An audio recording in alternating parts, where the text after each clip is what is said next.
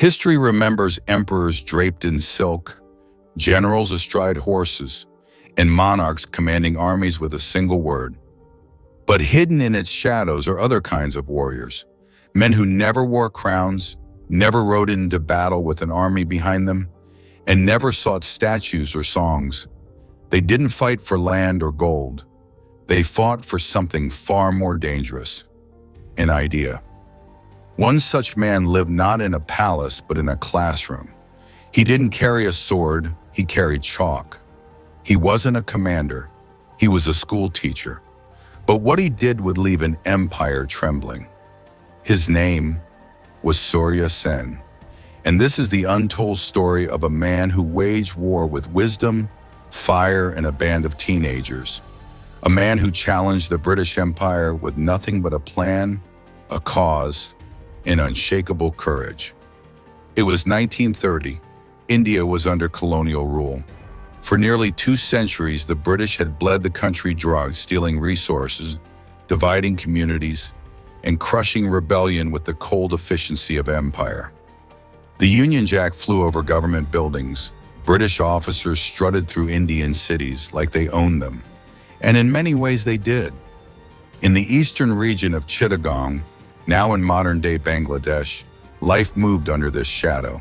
Taxes were high, food was scarce, and the streets echoed with the quiet despair of a silenced people. But in the heart of this city lived a quiet man with burning eyes. Surya Sen, known to his students as Masterda, wasn't a politician. He wasn't a military leader. He was a school teacher, ordinary on the outside, but carrying inside him a revolutionary flame. He believed India didn't need speeches or more petitions. It needed action. And so in secret, he began gathering students, workers, and everyday citizens, not to protest, but to fight, but not recklessly. Surya Sen was brilliant, strategic, methodical. He studied railway timetables, memorized guard rotations, tracked telegraph patterns, and he crafted a plan so bold, so precise, it seemed impossible. He wouldn't attack a symbol. He'd strike the empire where it bled, its weapons. The target? The Chittagong Armoury, a fortified British military depot stocked with rifles, ammunition, and the tools of control. To take it would mean more than just stealing guns. It would send a signal. India could fight back.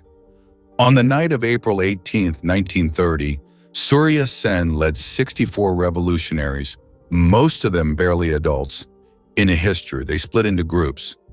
Each team had a mission: cut telegraph lines, seize the armory, raise the Indian flag, and they did.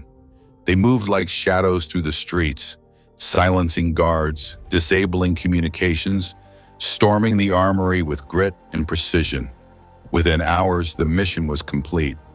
The Indian flag flew over British guns. It was the first time in British India that an armed rebellion had captured and held a military installation. No colonial governor saw it coming. No British officer believed it possible. But it happened because one teacher believed. But the empire doesn't forget. Within hours, British reinforcements stormed Chittagong.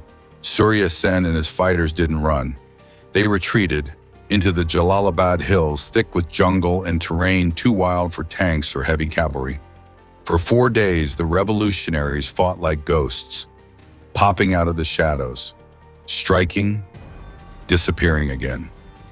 They were outgunned, outnumbered, underfed, but not outwilled. Stories still echo of 14-year-old boys holding rifles twice their size, of young women disguising themselves as widows to pass enemy checkpoints, of children charging machine guns to buy seconds for their comrades to escape. They were students, not soldiers, but they held the line. Eventually, British forces overwhelmed the hills. Dozens were captured, many were killed, but Surya Sen vanished.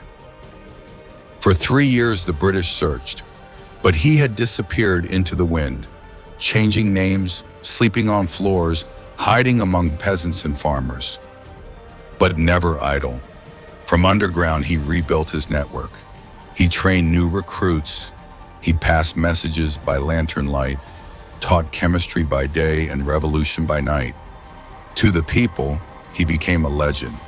To the British, he became a ghost. But betrayal doesn't need bullets. In 1933, a man tipped off the authorities. The price of his loyalty? Cash and safety. British troops stormed a safe house in Kerala and finally found their ghost, thin, calm, and smiling. But the British wanted more than an arrest. They wanted a lesson. What followed is among the cruelest pages in colonial history. Before his execution, Surya Sen was tortured for days. They broke his teeth, crushed his limbs with iron rods. They wanted to make sure he couldn't walk proudly to the gallows, couldn't speak loudly, couldn't stand tall. But even in agony, he didn't beg. In a final letter smuggled from prison, he wrote, "My body will perish, but the cause will live on. Carry the flame. Never surrender. Never forget." On January 12th, 1934, at the age of just 39, Surya Sen was hanged. His body was dumped in the Bay of Bengal. No grave, no funeral, no monument, because the British feared what even his memory could ignite. But you can't drown a legacy. Surya Sen became a myth, whispered across generations, in classrooms, in marketplaces, in revolutions yet to come. He wasn't the kind of warrior who rode into battle with flags. He didn't wear armor. He didn't command legions. But in a quiet moment under a monsoon sky, he stood up, and the empire blinked. When we talk about freedom, we often talk about big names. We forget the teachers, the teenagers, the ghosts in the jungle. But maybe that's what makes this story worth telling. Surya Sen didn't just fight an empire.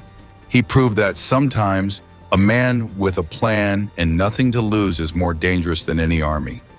He wasn't a king, but he ruled hearts. He wasn't a soldier, but he led warriors. And he didn't live to see India free, but he died knowing he lit the match. Like this video if you believe history belongs to the brave. Comment below. Should Surya Sen be honored as one of the greatest revolutionaries of all time? Share this with someone who thinks revolutions only need guns. Subscribe for more forgotten legends, because the greatest warriors aren't always remembered in books. Sometimes they live on in the silence they left behind and the fire they started.